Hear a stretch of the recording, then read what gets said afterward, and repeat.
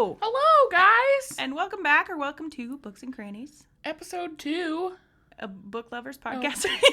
But it is episode 2. We can do both. Who My cares bad. about the order? It's fine.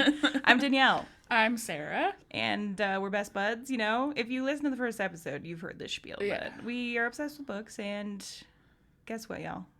Guess what episode this is? Number 2. We already said that. But more importantly, it is finishing ACOTAR. Finishing ACOTAR. 25, chapter 25 to the end. To the end. I think it's 48 question mark. I don't know how much it matters, but we're finishing the second half of A Court of Thrones again. Dude, it's like a Freudian slip. I literally cannot say it correctly. You need to get it together. ACOTAR. I just gotta stick with that. You just ACOTAR. Thorns is not a word in my vocabulary. It's like a friggin' tongue twister for It is, you. apparently. Or Rosses. But anyway, that's where we're starting in this episode. So if you have not read the second half of ACOTAR, then, you know, go read it and come back. Come back. Or just say, you know, if you're like, I don't want to read the second half, we can tell you what happens. Yeah. If you don't want to read the series at all and you just want like someone to tell you about it, you're in the right place. Yeah, in a really confusing, discombobulated manner, Yeah. then this is the place for you. Yeah. Welcome. Yeah, we're so happy you're here. Yeah. I'm excited. I'm excited to talk about these chapters. Yeah, literally. I feel like the first episode, we left it like a perfect spot for this next episode to start, which I did not plan. We just were like, let's split it in half. Yeah. Chapter-wise. Way to go past Danielle and Sarah. Yeah, I know. We were planning for the future without even knowing it. Yeah. Look at us go. All that to say, the second half is wild. It's juicy. There's so much that goes down. Yeah. Like, from literally the first chapter of this episode to the end. Yeah. I could probably talk about this chunk of chapters for an entire day. An entire day. And we have to cram it into like an hour and a half. Yeah, I know. So. And Sarah came over today, earlier in the day, and we both had to finish reading.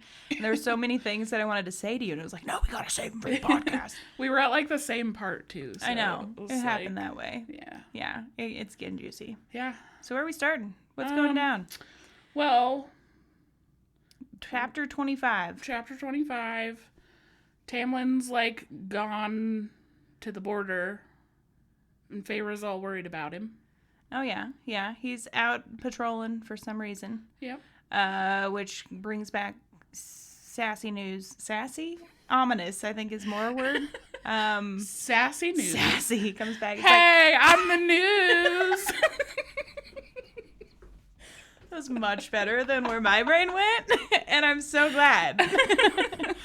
But I think also in this chapter, the solstice is happening, right? Am I misremembering? No, you're right. They're getting ready for a whole freaking party, and Feyre, like, gets drunk on fairy wine. After Lucian warns her not to drink the wine. Yeah, he's like, you probably shouldn't touch that shit. Because Feyre's dumb. Well, we have established that. She just, like, emphasizes that point in every little thing that she does. Doing dumb shit. Yeah. All the time. Yeah. Yeah. He's like, don't do it. And she's like, and chugs 2 glasses right in front Watch of him. me. Yeah. Just downs him. She's like, you can't even stop me. Yeah. Sucker. And starts dancing wildly. And then Tam Tam, good old Tampon, is up on stage for a while at some point. Yeah, he's he like starts playing the instruments. flute or something. Playing the flute. Yeah, I don't actually remember what it was. I feel like it was a fiddle. I don't know. Maybe it was a stringed instrument. I don't know. Regardless, he's like staring her down with these like alluring eyes while he strums out his music, and she's like, "Woo! Look at me!" Dancing without regard. Yeah. Just saying, fuck it. Yep. I'm drunk on fairy wine. And in that, because of all of that, right, they kind of share a moment. Yeah. I feel like, oh yeah. Tamlin like takes her away and to dance in another part of the court, like slow dance. They start dancing together, and he's like, he takes her to I'm gonna say this word again, a clearing. Some part of land. And the will-o'-the-wisps come and sing them a little pretty song, and they dance to it. Yeah, so they're definitely like, you know, getting hot and bothered by each other at this point. Mm-hmm. I know we sort of were building up to that in the first half of the book, but they stay up till dawn just dancing with one another, and she's like, oh my god, it's so beautiful, and I just love you so much. I love you. She doesn't say it, No, He's no. actually the first to say it. Ooh, spoilers! I wanted to know also in this chapter that you know, the last chunk of chapters, it's such a stark difference because she hated Tamlin. Yeah. And now, in this chapter, she called him my high lord. My high lord. That I'm is like, repeated. he's yours? I was actually thinking about that for this whole second half. She keeps repeating that. Yeah. Like, my high lord, my high lord. Yeah. So she's like, you know, completely enamored. I think that the cereal got in her head. Yeah? Yeah. Yeah. Yeah. Yeah. About High Lord Sir Tampon. High Lord Sir Tampon. Sir. And staying with him. Yeah. Very specifically. But yeah, they're starting to fall for one another, you know? Yeah. They have this cute romantic moment. I think the chapter ends with her saying it was the happiest day of my life. Like, she's completely gone off the deep end for Mr. Tamlin.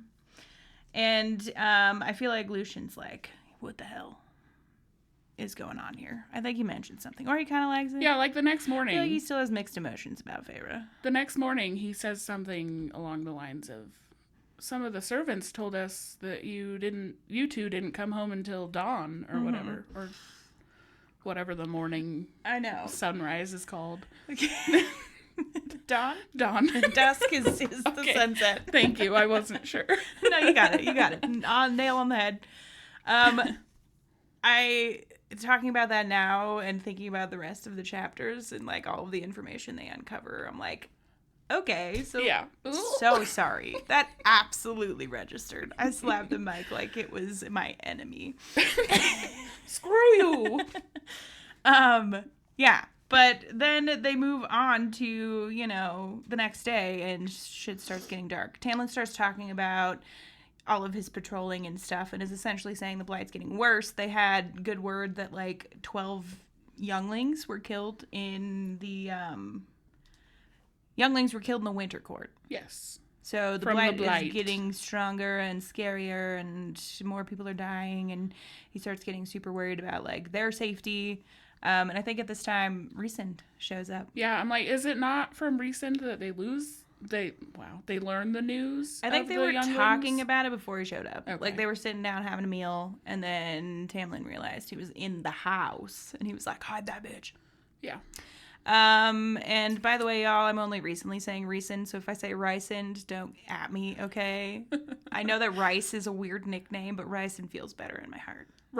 Okay, I have always read it as Rysand and Rhys. Yeah. Which I know doesn't make any sense, but Rhysand just sounds dumb to me. Rhysand is not it. It's not. But it is. It's at not the where same it's at. time. No. I know. I'm upset by it. Screw Rhysand. So maybe we can just like, you know, protest and call him Rhysand. I'm just going to call him Rysand? Rhys. Now I'm stuck on Rhysand. I'm never going to go back. I'm just going to call him Rhys. Rhys and is not fine. use his full government name. His full legal name.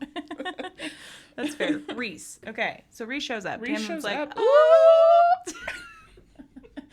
And Tamlin has Lucian hide Feyre. Yes. He like glamours her behind which him. I'm like, would any high fae be fooled by that? Right. I'm like, can't fairies see through other fairy magic? Right. And You not would just think. high fae, like a lord. Right.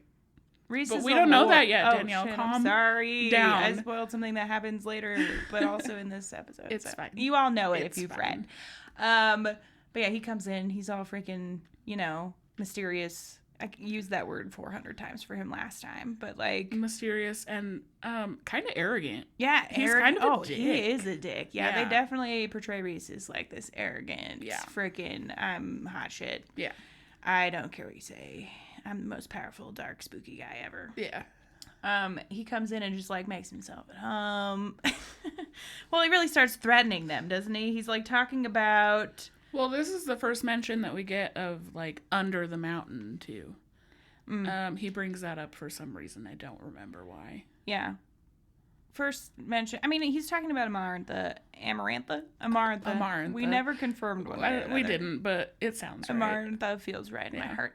And he's called Amarantha's whore. So Yeah. then you start asking, like, what's that about? Yeah. Like, what's he doing for this crazy dark queen or whatever she is? But they do mention Under the Mountain, which I think Feyre puts together like, oh, that's the mountain in the middle of a freaking mural that I saw Right. that one time. Right. Ooh, what's happening there? But we didn't know that like people were there before this, right? No, I don't think so. I don't exactly remember what Rhys mentions about it. Under the mountain? I don't remember either. I think it's essentially saying, like, the terms, Amarantha's terms are coming soon. Like, they're alluding to the fact that Tamlin's running out of time for something. And, like... Oh, yeah, that's that they're going to go under the mountain. Meow. Meow. Because of it or something. Yeah. I think you're right. And then, of course, Rhys finds that Feyre's there. Yeah. And gets up in her face. Yeah. And, like, plays this big, intimidating, spooky character. Of course, because he's arrogant. Right. Yeah. And he thinks he's amazing. Yeah. And she's scared. Doesn't he, as I would be, too. I mean, yeah, totally fair. Doesn't he, like, touch her mind at that point? Like, he uses his dark, mysterious magic. Yeah, he wiggles into her brain. He wiggles on in, little worm of his. That sounds a lot more sus than I meant for it to. I don't think we've gotten to that part yet, Danielle.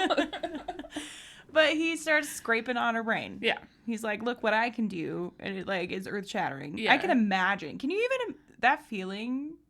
I can't imagine somebody, like, taking control of your brain. No, that's, like, my biggest fear. Or even the way that SJM describes his power is so freaking, like, daunting. Like, just someone stroking, and it's, like, feline. Like, they describe it as being this sort of, like, playful, but also dark and scary vibe. Which it very much is.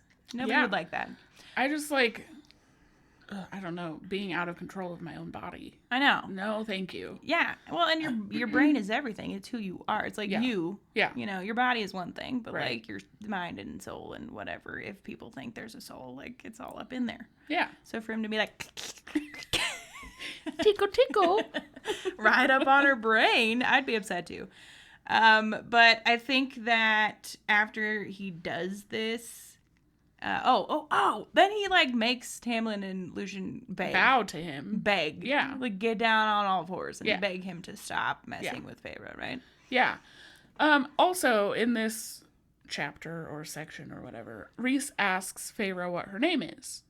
Oh, yeah. Yes! Yes! And, heavy foreshadowing. Here's me being skeptical, though. Like, dude was just inside of her brain. Wouldn't he know that information? I don't know if he, like, went so far as to be up in there or if he was just like, tickling. Taunting her. Yeah. Like, showing her what could happen if he wanted it to. Like, I could will myself into all of your crevices in your brain. Brain crevices. But, yeah, he asks her name, and she says Claire Bedore. Yeah. Better? I say Bedore, but I don't friggin' know. I think it's Bedore, too. Yeah. I'm glad that we talk about this. Because every time I read a book, I'm like, sure. And make it up as I go. But anyway. Sometimes there's names that I'm like, I have no idea. Yeah. And I read their name like that the entire book. On, like, Book Talk that are like, when you're reading a fantasy novel, and it's like, suddenly, went and grabbed it. Like, true. Facts. Yeah.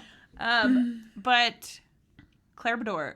because it's a friend of one of her sisters back home. That's just like the first name that comes to mind. She doesn't want to tell him her real name, which, we'll find out how that works out. But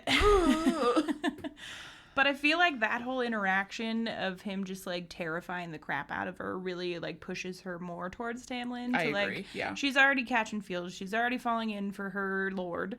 And that whole interaction, she's like, oh my gosh, like I really gotta stick it out with this Tam. Yeah, he's gonna protect me, even though he was just groveling in front of Rhys. Like he's gonna do something for sure. Yeah. Yeah. And that was such a power play on Rhys's part. Oh, to have Lucian and Tamlin literally bow at his feet. I know. And they just did it so willingly. Yeah. Makes you wonder why. I know, right? Mm-hmm. It's definitely not at all explained later in these chapters. No. We'll get to it. We'll get to it. I know you've read it, but we'll get there. And then after all of that, I feel like that shook Tamlin up. Absolutely. He's like, oh, geez, Louise. Gosh, golly, darn it. Feyre's gonna die. Yeah. Is his conclusion. He's like, she's gonna come to death. Meet it. Yep. Embrace it. Yep. And it's gonna be at the hands of this blight and Amarantha. Yeah. Because now Rhys has something to go off of to bring back to Amarantha because, he's her whore. Yeah. So now, Tamlin's sending little Feyre back home to her poopy little family. Yeah. Poopy little family. I'm censoring myself, okay? Yeah, y'all, after listening back to last week's episode, I was like, my God. But I don't know if I care. I'll probably still be cussing a lot. I'm sure and if I you will hate be it, too. I apologize, but also I don't. If you hate it, this is not the place for you. Yeah, yeah. But Tamlin tells her, that he wants to send her home and get the sense that Feyre would much rather, face the blight and be with Tamlin than go back home at this point. I feel like who wouldn't? Like, you get exposed to a whole magical world and they're like, you gotta go. Well, yeah, and you have to go back to your hovel. And she's in this palace where she doesn't have to, do anything. She can just paint her days away and explore beautiful lands. Be surrounded by beautiful fairy men. Yeah, even though they're masked. Not have to work for her food. Yeah, she doesn't have her bitchy little sisters crawling up her back. Older sisters. Yeah. True. Yeah, so she really doesn't want to go. Yeah. She's like, that's nonsense. I don't blame her. Yeah. But then they bang. Yeah. He's like, I'm going to send you away. And she's like, fuck me. Bang, bang, bang.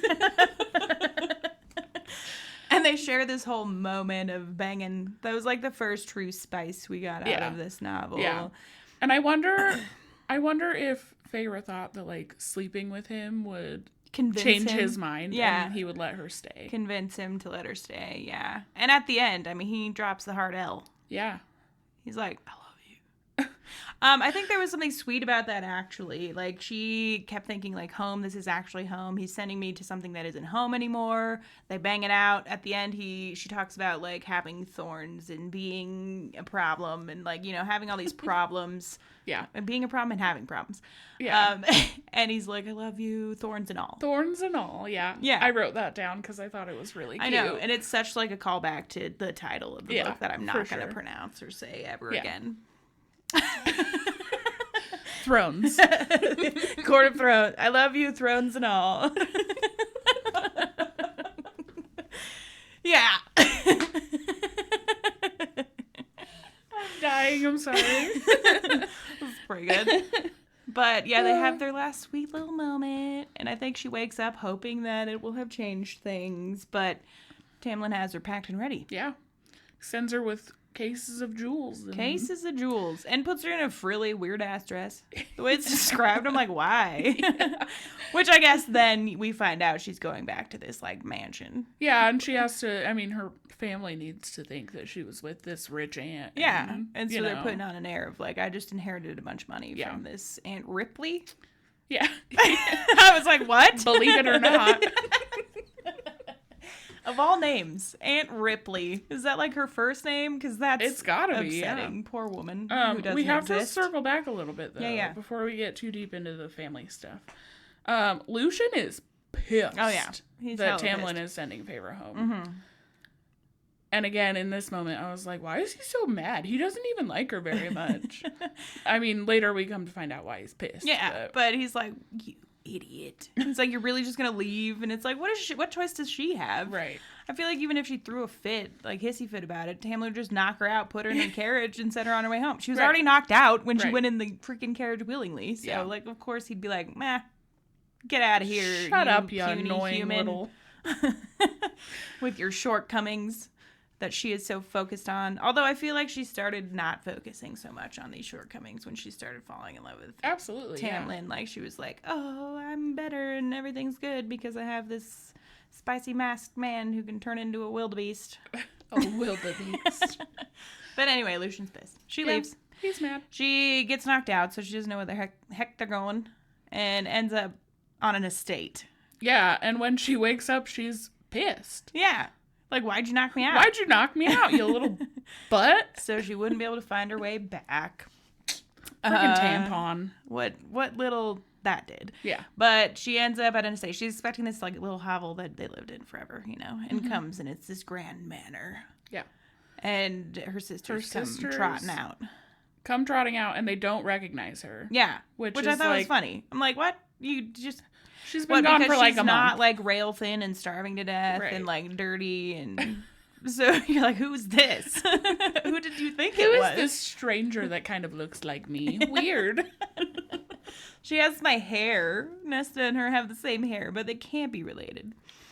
But yeah, she gets there. And they all run out all happy. The sisters do anyway.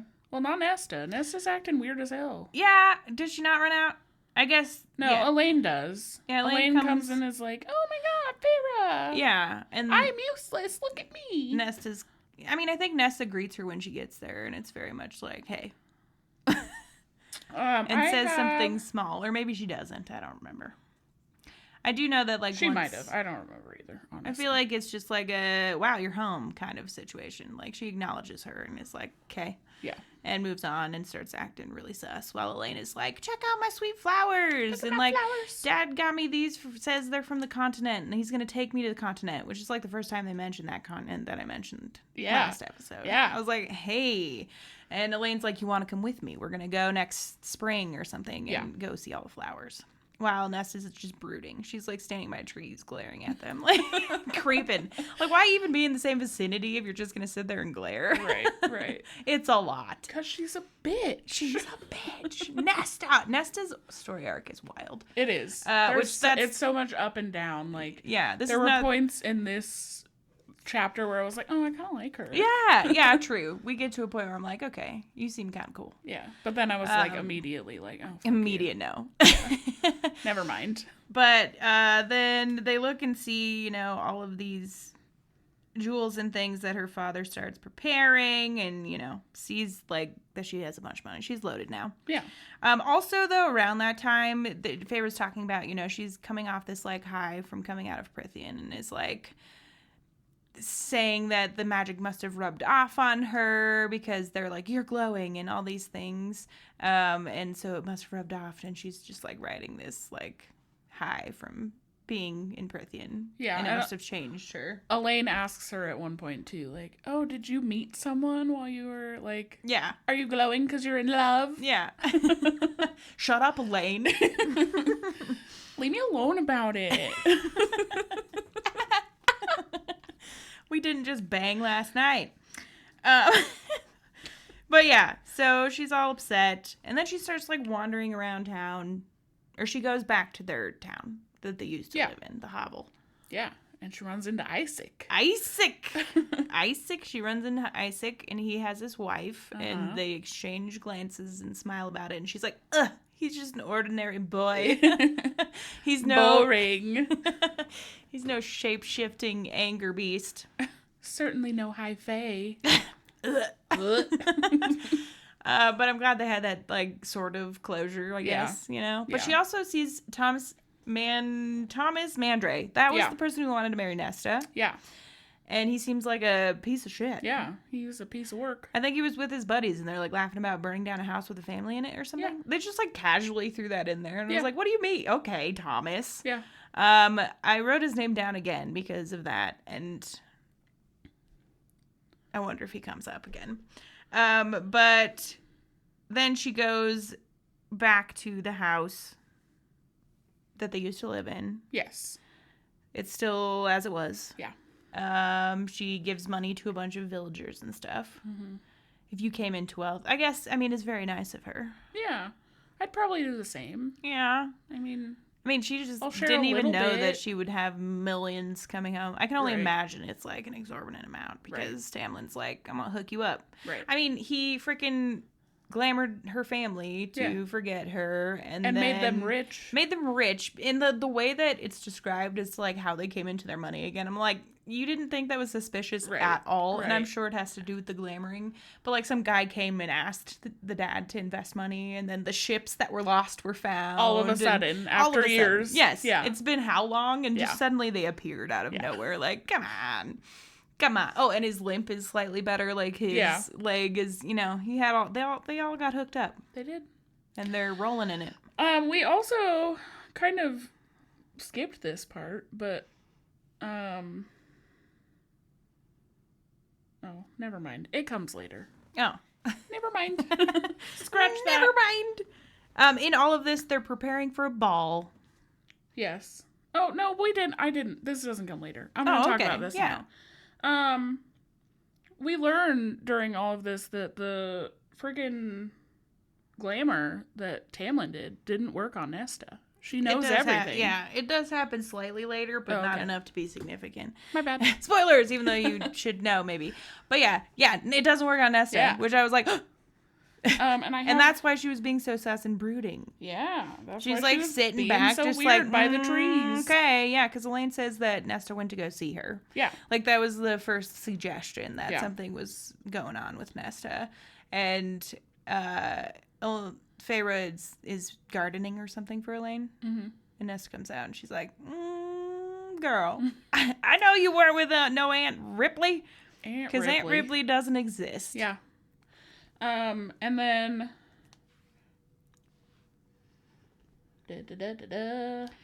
she resisted the glamour. And asked Feyre to teach her to paint. Yeah, and she also tells Feyre that she tried to go to Prythian to save her. Yeah. And there was a quote that I wrote down that I really liked. Well, I mean, I thought it was kind of cute. This is one of the moments when I was like, oh, I kind of like her. Yeah. I kind of like Nesta. She's kind of a badass. They have this weird bonding moment for a second. My hateful, cold sister had been willing to brave Prythian to rescue me. I was like, aww. I know. And the reason that she didn't want to marry Thomas anymore was because she realized he wouldn't have gone with her to Prythian to save Feyre. Yeah, that was a good moment for Nesta. That's cute. Yeah, and she didn't come, like, raging at Feyre, like, it's all that. She let her family have the happiness while she lived with this knowledge. Like, can you imagine? They're just, like, swept away, and she's probably sitting there worrying about Feyre like crazy because she just got kidnapped by a friggin' giant beast. Yeah. But did what she could to rescue her. And they do have that moment. They, like, Feyre tells her everything is what the book says, and I wonder how much of that is true. I know later on it seems like she's filling in pieces, but she tells her everything that's happened. I'm sure she warns her about the blight and, like, mentions that her falling in love with Tamlin, because I think, that resurfaces too. But yeah. See, I'm glad we're talking about this, because I didn't catch that part where it said that Feyre told her everything. And so I have a note later on that's like, how did Nesta know that Tamlin's a High Lord? Because she talks about your High Lord. Yep. I'm like, how did she know? She's plot hole.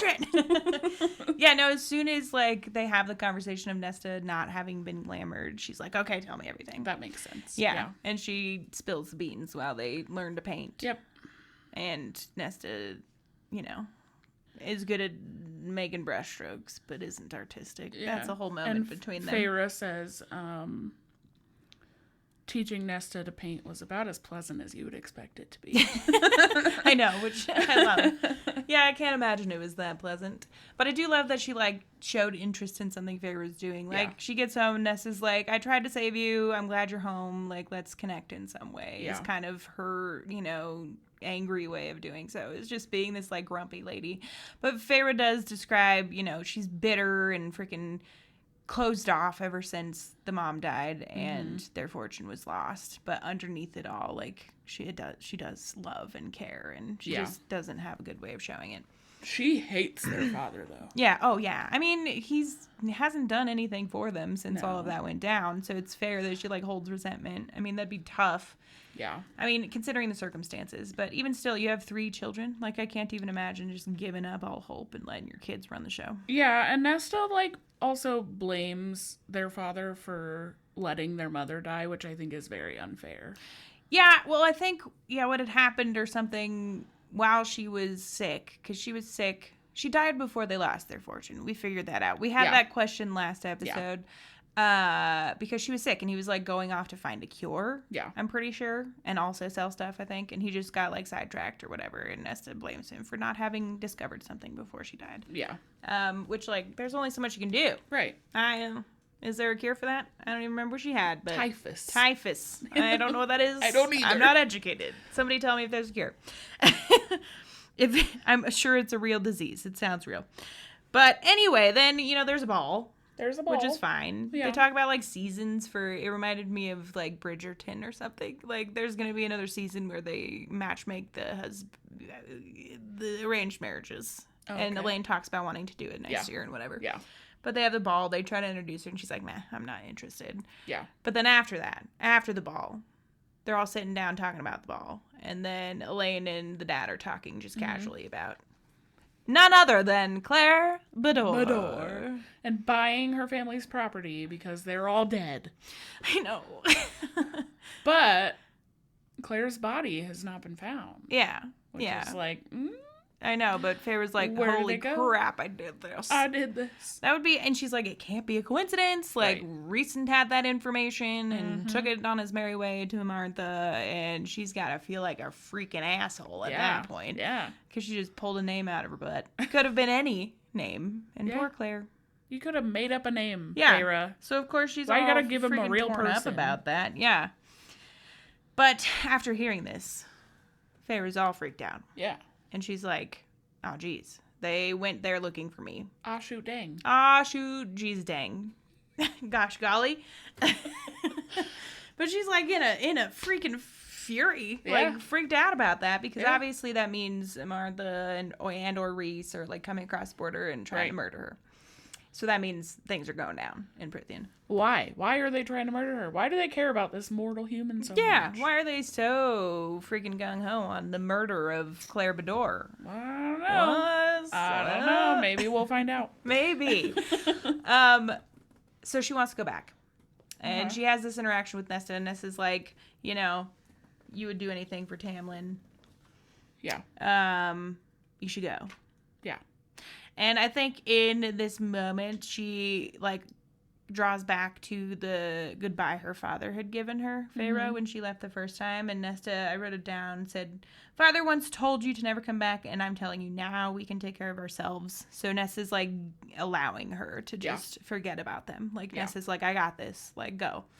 I know what's going on. Go. But then, you know, it comes that Elaine and her father just suddenly remember everything. Wait, what? Yeah, as they're sending her off, Elaine has all her stuff packed, and at the car, she's like, I remember.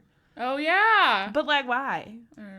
They're at the dinner table, and Feyre's like, Nesta, you gotta do X, Y, Z. Like, I'm leaving. You gotta take care of everything. Yeah. And they say it in front of Elaine and the dad. But apparently that, like, sparks their memory. Yeah, they're like, oh, snap, what's going down? Because they're all confused. But, yeah, they remember everything now. I forgot about that. Yeah. I can't believe I didn't write that down. But why is it that easy to break Tamlin's glamour? Right. Like, mild mention. You would think there'd be, like, patch holes. Maybe because his magic is weakened from the blight. Yeah. Yeah, and who knows what's going down yet? Who's knows? Who's knows? But Feyre says, bye. Yeah. I'm out of here. She goes back to the spring court. Yes, and who's there? No one! No one at first. And it's in ruin. Yeah, it's in ruin. There's blood all over just like a little bit. All over. Everywhere. It's everywhere. It's actually painted in blood. It's dripping from the ceilings. I'm kidding, y'all. I think she said there wasn't much gore because she was excited about that. Yeah, and it might suggest they're not dead. No bodies. Yeah, so that's a good sign. That's good. But as she's, exploring the palace or whatever it is. Yeah. Friggin' Alice shows up. Yeah. Y'all, this chapter was a dump of information. Yeah. It was heavy. I was like, like trying to keep up with everything and keep it straight because Alice just like spills the beans on the whole freaking undercurrent of what's going on. Yeah. Like, it's heavy. Yeah. Chapter 32, I think. I started a whole bunch. Look. But Tamlin's gone. Alice shows up and she starts giving her the tea. Yeah. She says, hey, girl, you don't even know. We have been giving you false truths because we literally couldn't tell you the truth. We were spelled, like we were not allowed to say anything. Right. And I think at the end of the chapter, Alice is like, since I'm able to tell you this, she obviously like doesn't care anymore. Yeah. Or something. Yeah. But yeah, lots of information. What do we uncover? There's so much going on. Well, we learn a lot about Amarantha. Amarantha is the High Queen of Prythian. High Queen. That's never been mentioned before. And we didn't know that was a freaking thing. No. But she didn't start as High Queen. No. She sauntered on through as like an emissary for the King of Hybern. King of Hybern, which we've also never heard of before now. I think there was brief mention, but not much. Anything in like depth, we just knew that there was a king who owned his own island. Right, yeah. But yeah, she was an emissary for this king that seems dark and spooky, who was pissed that he had to get rid of his slaves and, like, give up some of his land. Yeah. So he sent Amarantha to come and talk to all the courts, and I don't know. The play was to, like, get them to give him stuff. / came for, I don't know. I just put down came from Hybern as an emissary. Yeah. So she's coming through, like, trying to get a lay of the land, I think, and, start schmoozing over all of the High Lords. And tricks them all. Tricks them all. All of them. Every last one. And she has some that, like, bow to her and whatever. Yeah. And willingly go, and others that are rebelling, and she takes a bunch of their magic. Yeah. Like, it's a whole thing. Once she, like, makes her rounds, I think she was there for quite a while, and then suddenly within days, like, has control over Prithian or something. Right. I wonder, like, if the people who are following her willingly are really doing so willingly, or if it's, like, a last-ditch effort to, like, save their lives, you know what I mean? Yeah, I'm sure that, like, her presence is ominous threat from Hybern. Like, they assume that something's gonna come, so if they don't get on board, like, they're gonna go down anyways. Yeah. But Tam, well, we also find out that she loves Tamlin. She's obsessed with Tamlin. Why does everybody love Tamlin? What is the obsession with Tampon? He's such a dick. Well, I feel like he's a dick because of all of this. That's true. That's true. And he has, like, kind of a messed up background and stuff. I guess. But yeah, he's, I don't know. Maybe we're jaded. You don't have to be a product of your environment, though. Like, Tamlin. You Make can it be better. the change. Be the change. But she's in love with him, and he turns her down. And I think I wrote a quote that made me laugh. Let me find it real quick. Okay. But he turns her down. She's in love with him. She wants him to be her lover. And he's like, ew. Sick. He says disgusting. But she loves him. She wants her to join. Yep. She wants her to join him. And when she, like, offers that up to him, he says something in front of everyone that night. It was like a party. She had put together a mask. Yeah. Masquerade. Uh-huh. And he said in front of everyone that he would sooner take a human to his bed, sooner marry a human than ever touch her. She might have let it go had he not then said to her own sister that her own sister had preferred humans' companies to hers. That her own sister had chosen Jurian over her. So there was also the building of, like, her sister being Fae and falling in love with the human Jurian, who was just using her for information and ended up murdering her. Yeah. Like, so much is uncovered.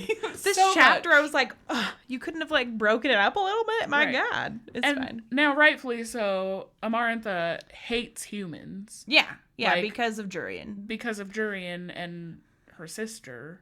Slithia? It's Clythia. Yeah. Slithia. Maybe it's Clithia. That feels I like wrong. Slithia better. Slithia. She sounds like a snake. She's a slithery a little snake.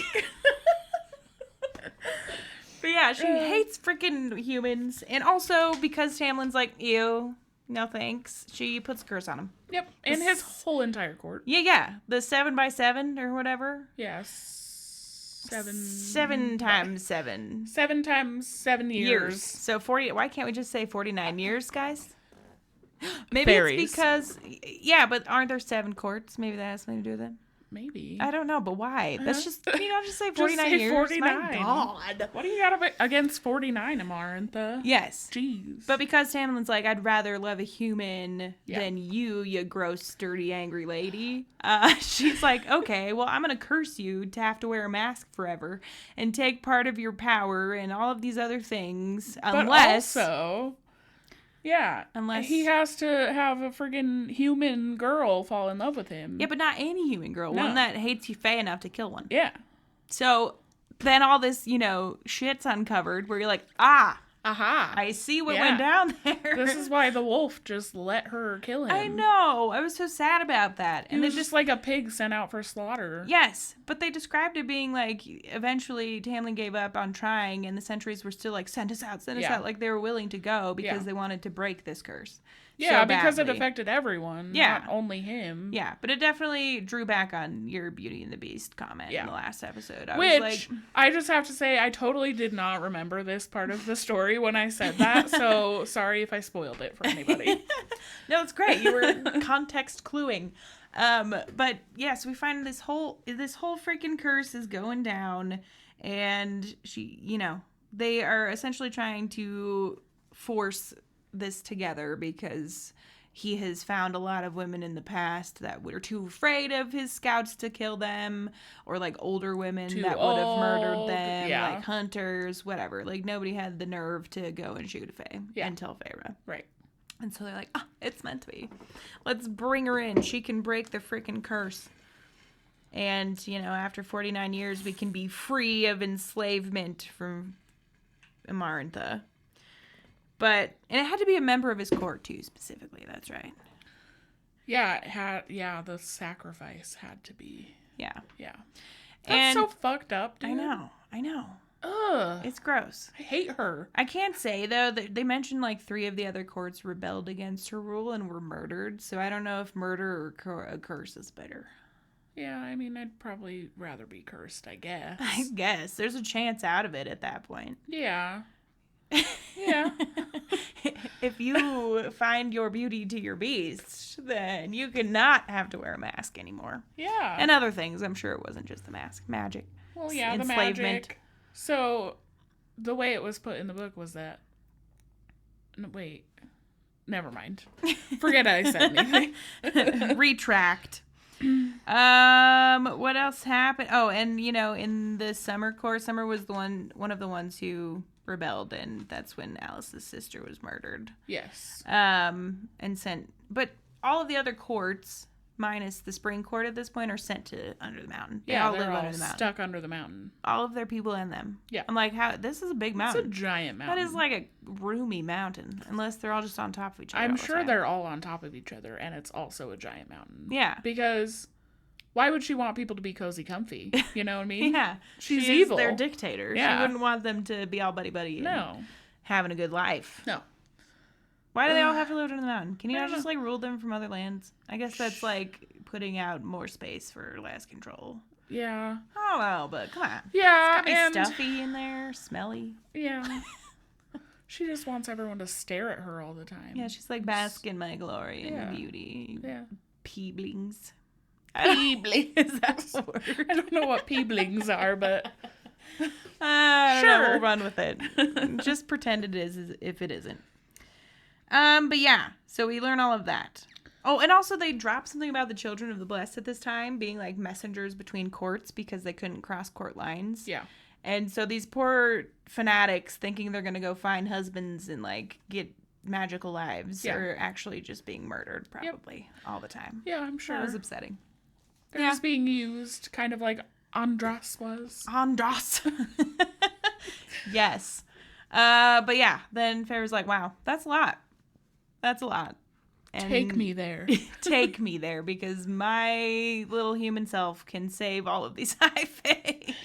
This girl drives me absolutely bonkers. I know. Why is that your first plan of attack? Well, and like, listen to someone's advice for once. I know. Everyone's like, don't do it. Don't, you idiot. Go there. You're just going to get killed. Yeah. Yeah. I'm going to do it anyways. Take me. I'm driven by love for my high lord. Maybe I can save him even though time's up. I'm sure she's like, she meant to say I love you before she left. And so she's like, damn, I literally could have broken the curse had I just opened my mouth. And now she's like, we got to do something else about it. So I'm just going to go put my human body on the line. She drives me nuts.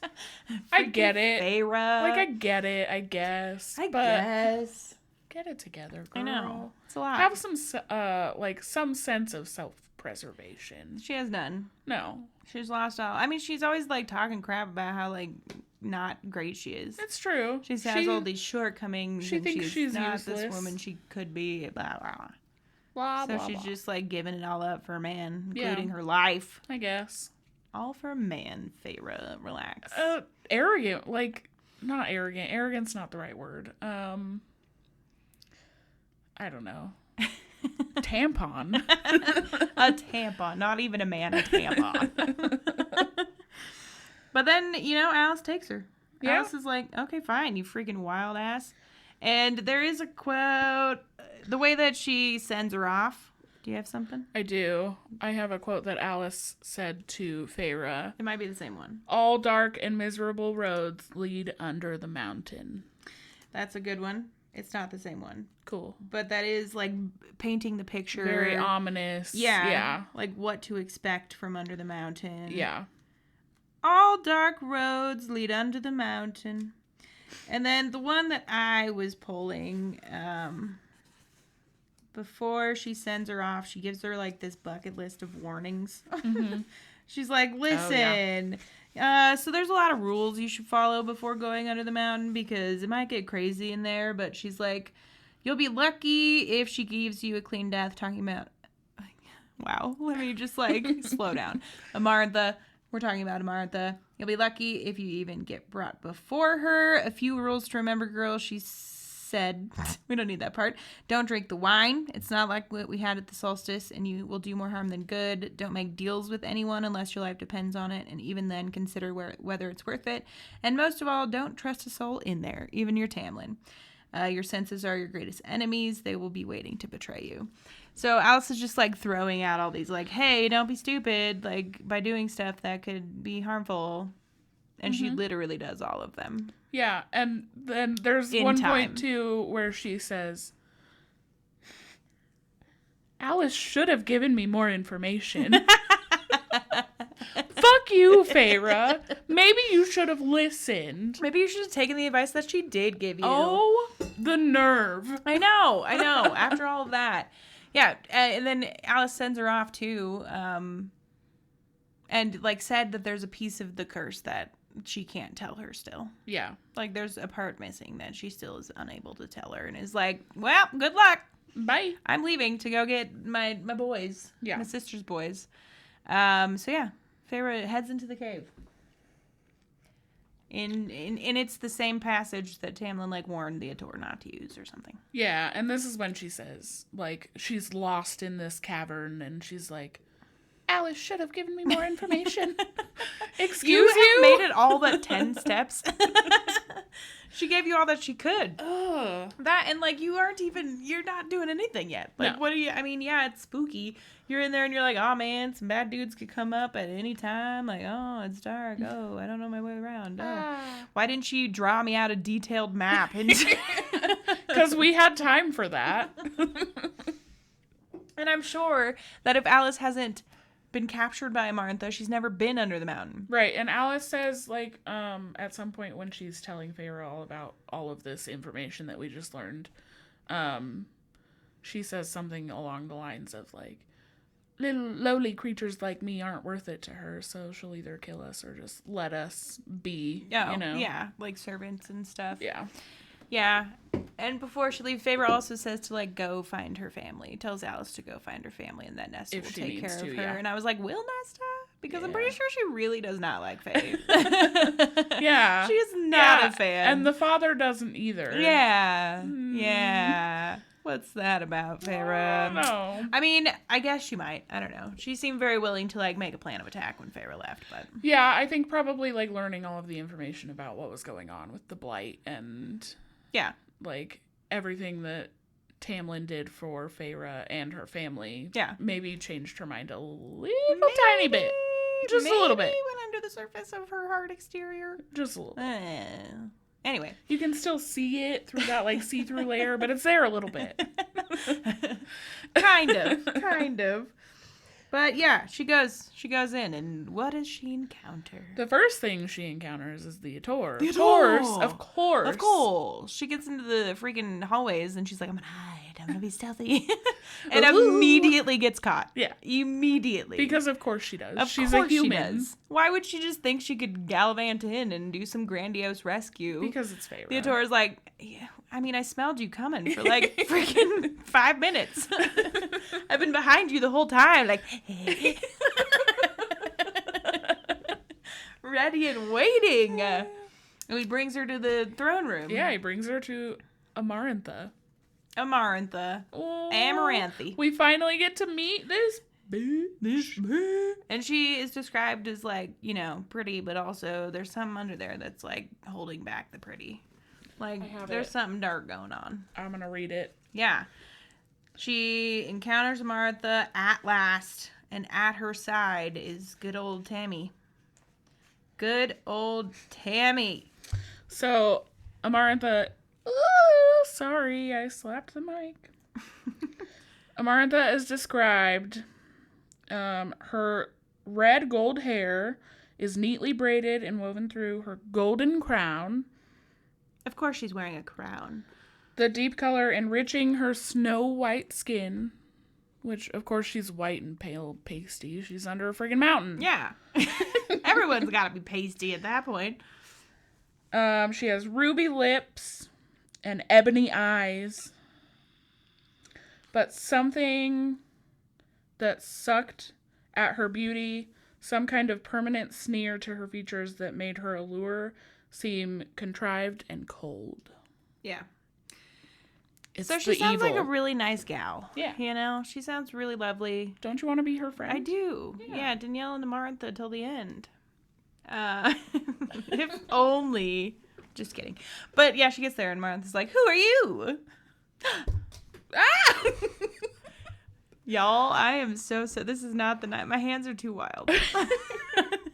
You wouldn't know that unless you watched the YouTube video. Hey. But I have slapped the mic. I'm sorry. It's anyway, okay. Martha is like, "Who's this lady? Why is she important? What's going on here?" Yeah. And she's, it's noted that she's wearing a ring with an eyeball in it. An eyeball. An eyeball. And she has a necklace with a finger bone on her necklace. Yep. Yep.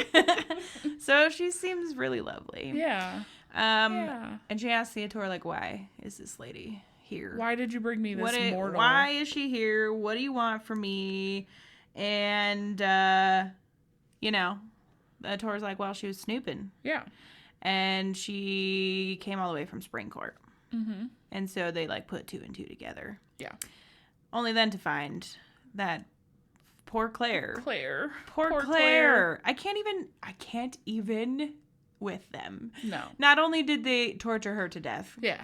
But her body's just hanging. Yeah, it's like a freaking in the throne room trophy. Yeah. And of course then Feyre's like even more torn up by the fact that she got Claire killed. Of course. Like I would be too. And she kept like, I can't look back at her. Like she kept, having to avoid Yeah. but knowing this presence is behind her. Like her rotting corpse. body. Yeah. Why do you still have it there, y'all? Yeah.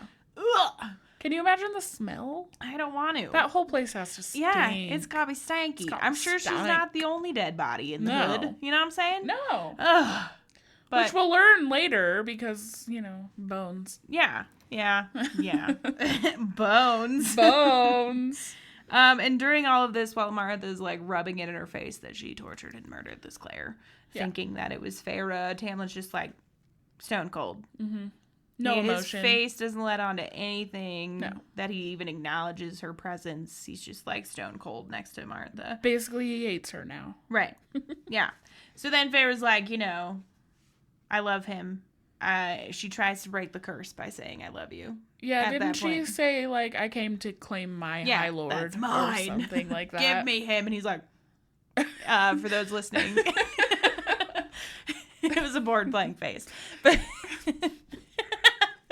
maybe it was more derpy than that. I meant it to be. It was pretty derpy. But we're just going to go with it. It's fine. I mean, Tamlin's kind of a derp. So. Yeah, but he doesn't say anything. No.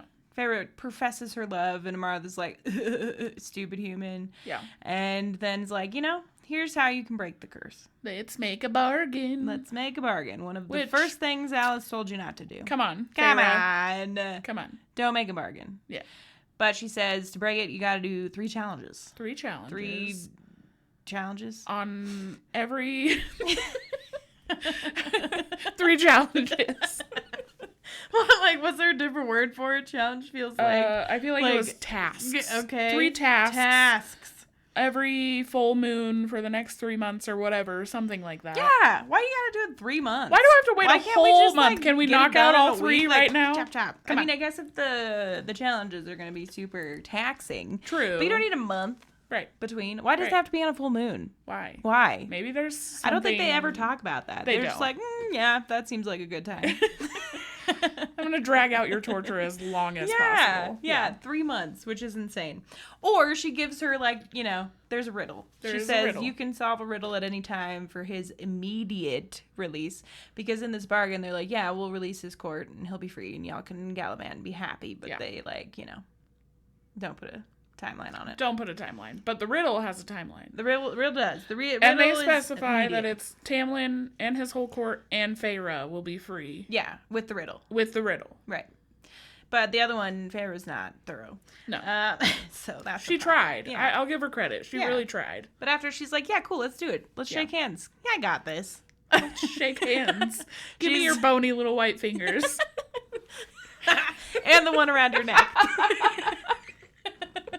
Throw it in.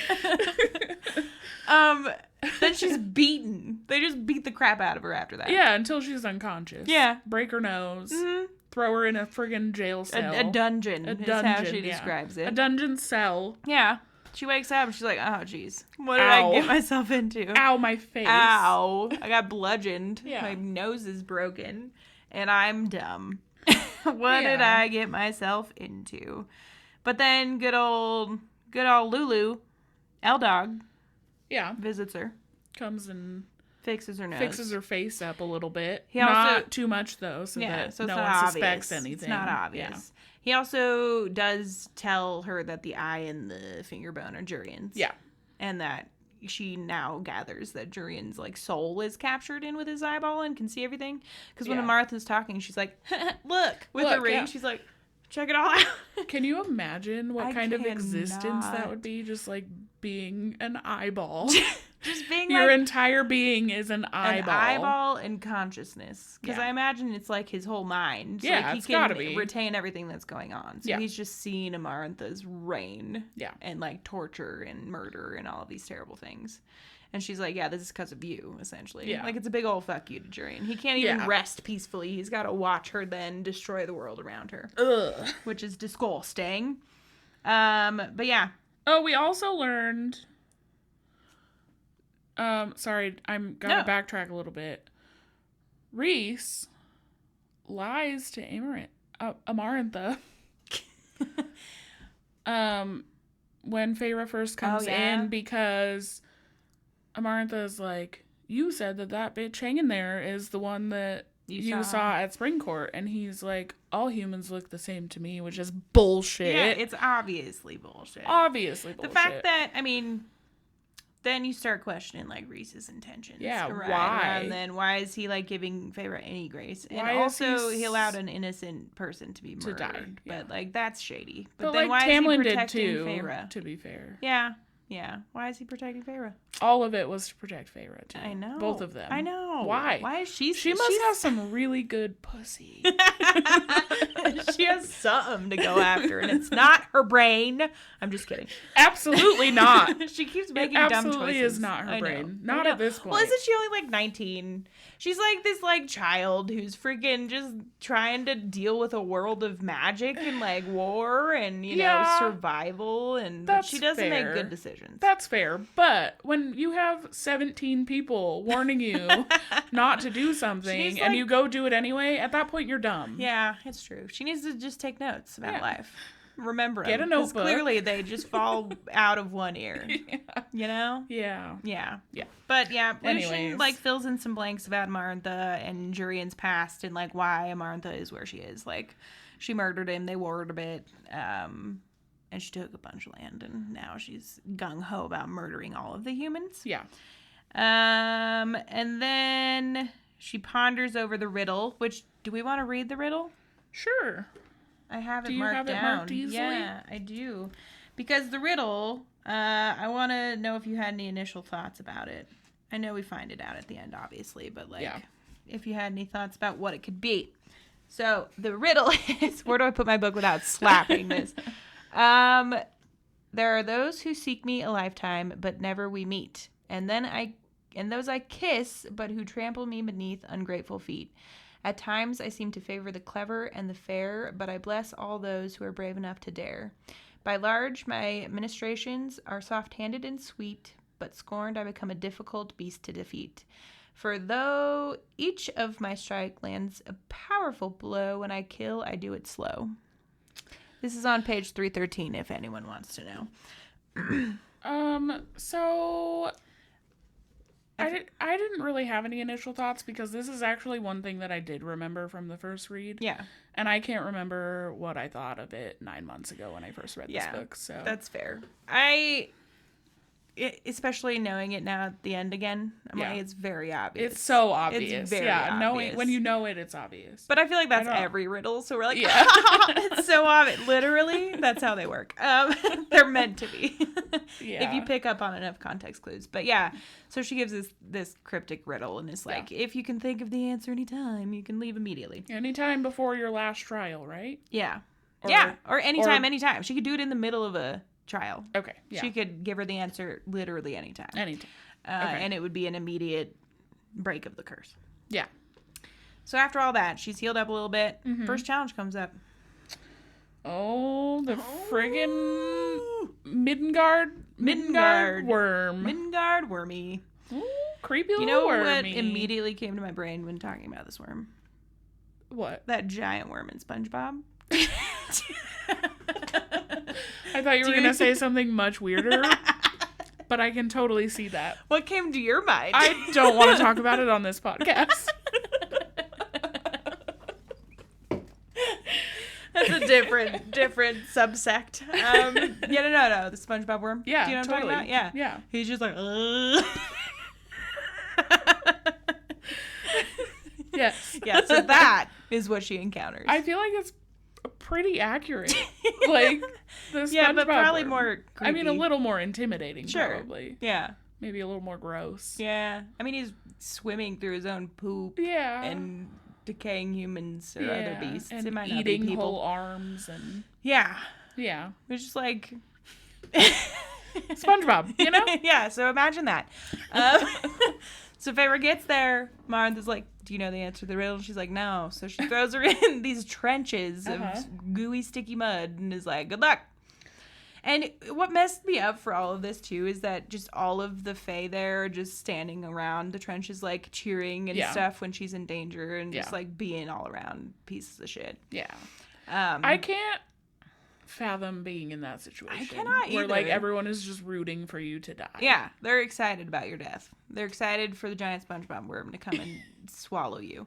Nom nom. Yeah, but she, starts running through the trenches, avoiding him. She learns pretty quickly that he's blind because he can't, like, track her through a little passage she finds. Yeah. She finds his lair where there's a bunch of bones. A bunch of bones. She, like, hurts her hip or something, doesn't she? I mean, she probably gets hurt a lot. But Yeah. she falls in and lands on bones, so that can't be comfortable. Can't feel nice. And they're, like, abnormally large, so they're not necessarily human. Yeah. Unless they're Fae. Although I don't think Martha's feeding Fae. It's probably cows. I think it might be a little mix of, like, human and otherwise. That's because true. At some point it says that someone is, like, feeding the worm an arm from the upper... Where'd you get that arm, guys? Yeah. Is it Claire's? Like, what the fuck? Yeah, why are they just dangling an arm? They just cut off one of their own. They're like, let's egg it on. I can heal my stump. Makes me think of the dumb knights from Shrek. Number 3, my lord! It's just a bunch of them on the ledge. Here's my arm! You need this, you hungry buddy? But she lands in this pile. She ends up setting a trap for the worm. Which is badass. It's way badass. She just so quickly, like, came up with this snare for the worm by breaking bones and lining the whole bottom of the pit with bones. I'm like, is that realistic? No, of course not. You can't just, like, snap a bone over your knee. I mean... I guess if it's not surrounded by everything else, Well, and... I mean, people can do weird things true. when you're, like, literally with adrenaline and... Life and death. Yeah. Yeah. But yeah, she starts... And she's, like, hurting herself, breaking bones. She can't use a leg after a while and has to, like, move on to her feet. Yeah. But yeah, she starts breaking bones in half and setting them up to spikes in the ground and, like, creates a ladder to get onto the edge and, like, gets a lay of the land, but then gets back down in the trenches to lure the worm back and, like, sets up, like, freaking spikes in the wall that she can, like, swing around corners with because there's these pin hair. Is that right? I don't know. There's really tight turns. Hairpin. Pin hair. Hairpin turns. Yeah, that's what I meant. She also, before she starts going to find the worm, covers herself in worm feces because so it's that the worm blind can't and smell scent. her. And also, And at then this she point, cuts herself. I'm like, but why did you cover yourself in poop if you're just going to be cut like, yourself? smell me? I know, yeah, because you can't really hide an open wound. Right. Yeah, that's kind of dumb, and that's not mentioned. I mean, I guess she wants him to like come chase her. She doesn't want him to scent her until she wants him to scent her. I guess that makes sense. You know what I mean? Like, if she's trying to sneak up on him and like find a vantage point, she's not gonna. Yeah, you're just come gallivanting over. You're right. But also, while she's laying all this trap, there's, some of the fairies are like, what the hell is she doing? Like, this is wild and weird and wacky. And Rhys is like, she's setting a trap. And he, like, talks about her sort of admirably. Like, he's like, this bitch is smart. Like, she's setting a trap. She knows what she's doing. He's kind of rooting for her. Yeah. And so she brings Worm back and murders it. There was a moment when it said that Rhys's violet eyes twinkled when he's like talking about what she's doing and how smart she is. Yeah. I'm like, oh. Rhys, what's your motive here? First you protected her, now you're twinkling. Now you're a proud little daddy. Daddy. So she murders the worm, Yeah. And thank God, that thing's creepy. Yeah, the SpongeBob worm is no more. And then come to find Mar and had bets placed, and Rhys was the only one who betted that she would survive. Yeah. Also, Feyre fucked up her arm and just has like a bone shard in her arm that is causing her intense, agonizing pain, of course. Which then, of course, leads to more deals to be made, huh? Yeah, of course. Let's make a bargain. Yeah, she gets back to her cell, is like decaying, about to die. Yeah, I feel like it's a couple days before anything happens, maybe. I feel like it is. It might be maybe a day. I don't know. But sometime later, Daddy Rhys shows up. Daddy Rhys. Well, she's in her cell for a couple days, like, wasting away, and knows that she's gonna die. Yeah, because she's, like, getting infections and she's waiting for Lucien. Because she was covered in worm poop. Oh, Lucien also with the worm helped her. Like, he said, to your left! Oh, yeah. Yeah. I had that written down. I can't believe I forgot to say anything. The only reason that she is still alive is because Lucien warned her that the worm was coming. Yeah. Because she, got distracted by something. Yeah. Or, no, the worm, I don't know what she looked at. Maybe Rhys. No, I think that the worm was there.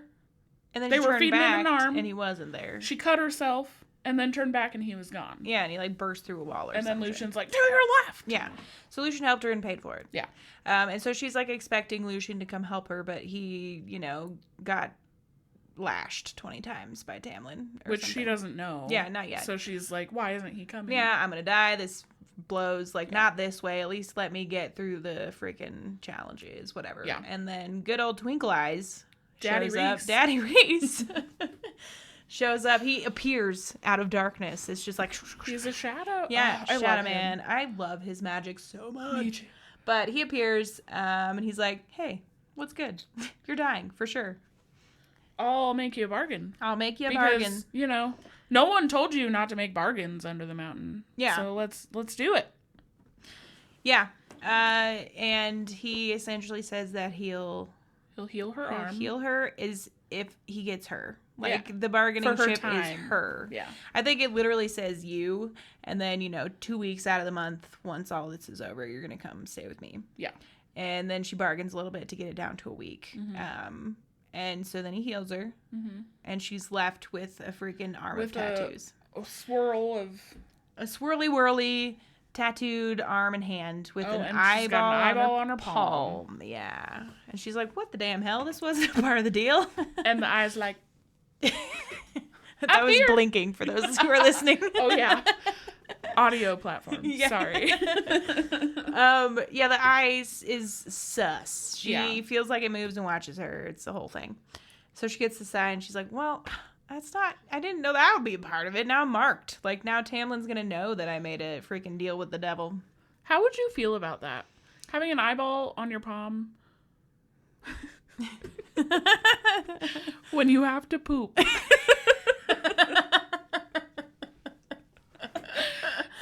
Wipe at all. That's just problematic. Man, I'd use the other hand for sure. What if your dominant hand has the eyeball? Yeah, and like your other hand is real dumb. Or here, how about this? What if your other arm is broken? Oh, well, you gotta get it done. Get a bidet. There you go. And then air dry. This is not a scenario in the book. I don't know. Sorry, everybody. The thoughts that were sparked by the palm eyeball. Yeah, so that's weird. Yeah. To get a bunch of tattoos just appear. And one of them an eyeball that seems like it is cognizant. I wonder if it hurt.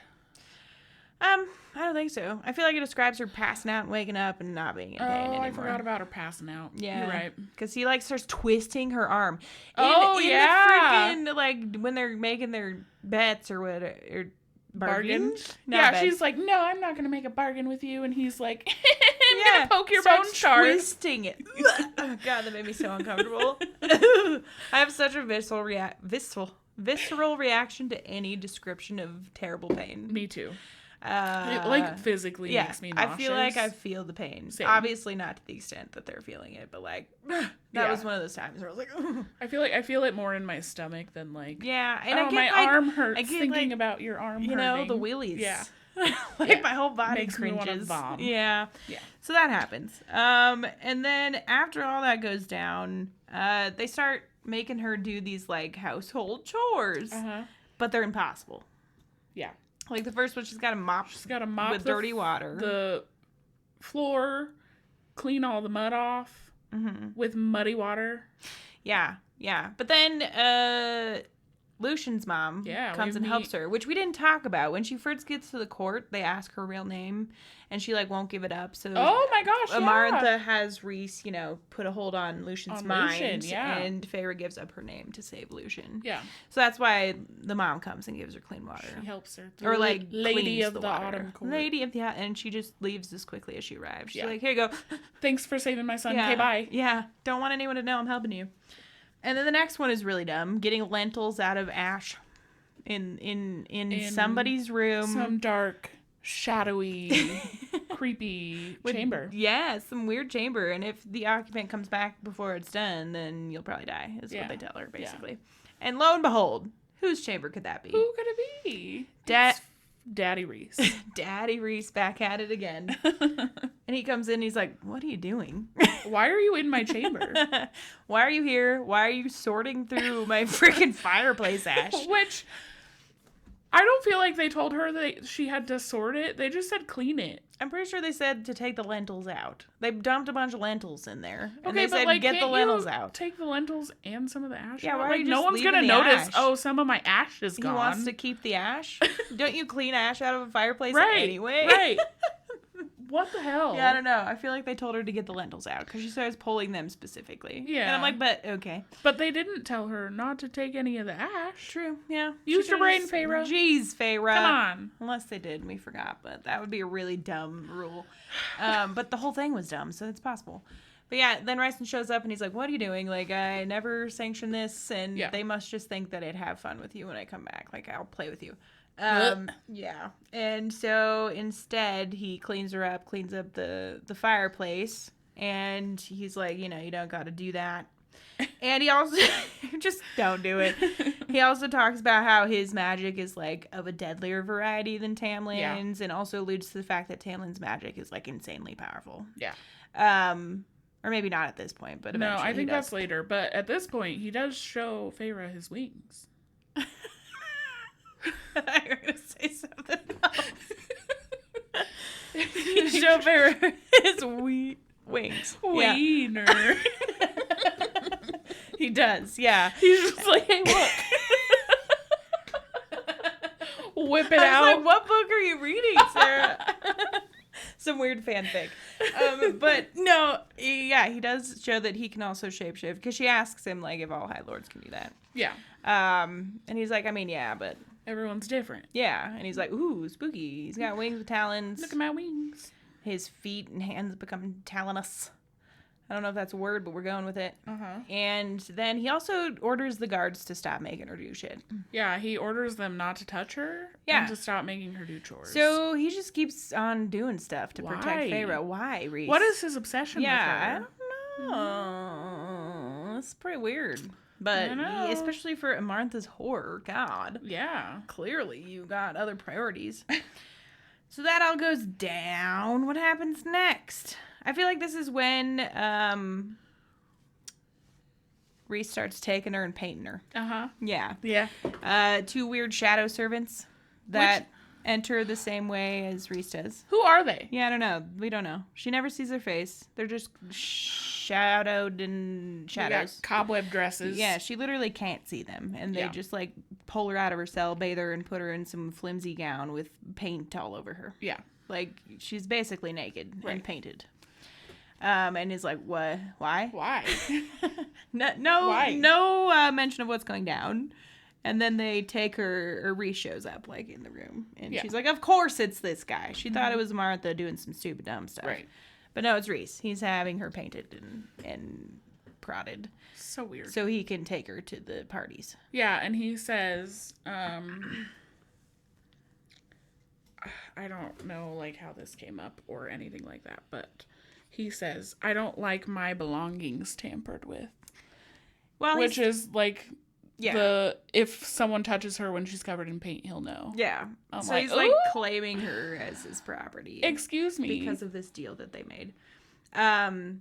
Yeah, I know. So he takes her to a party. Yeah. And makes her drink wine. She even says like no. She's like no. She says like, no multiple times. It. And I think he tickles her brain and makes her. Yeah. Because she's like, I feel this pull. Yeah, that's probably it. You're right. Yeah. That's good detective skills. Yeah, so she drinks the wine, and it's, you know, as Alice freaking mentioned, it's worse than the solstice wine. Yeah. And it's like, it's 100 proof. Yeah. It's like 200 proof. She doesn't remember anything. She blacks out and wakes up in her cell, and she notices that, like, only her wrists and stuff have smudged paint, and, like, her hips. Like, it's nothing crazy. Yeah. She wasn't violated. But she doesn't remember what happened. And good old Lucy. He has a new name every time I talk about him. Lucian shows up. Good old Lulu. Yeah, good old Lulu shows up. Oh, and at this point, when he brings her to the party, everyone sees her markings. So, like, knows that he and her made a bargain. Tamlin knows now. Mm-hmm. Amarantha knows. Yeah, everyone knows. And Amarantha's like, what do we have here? Yeah. And Rhys is like, I made a bargain. Yeah. And then... And Amarantha doesn't look happy, but like, she's pissed. Moves on with it. But at the end of the night, doesn't she say something to him? Doesn't something happen? I feel like she calls him away or to her or something. Probably. She's like, come be my whore. Yeah. Yeah, but Lucian comes and is like, why'd you do that? Yeah. That was really dumb. I would have come for you. And she was like, well, how am I supposed to know? I was literally about to die, brother. Yeah. Like, I don't know. She was desperate. She didn't want to die that way. Yeah. And he gives her a cloak and whatever. Yeah. And is like, you're kind of dumb, but he gives her a cloak because she's still in the like half naked dress, and he jokes like, I've seen enough of your body in that dress. Yeah we could see your boobies and everything else and your ass for that matter.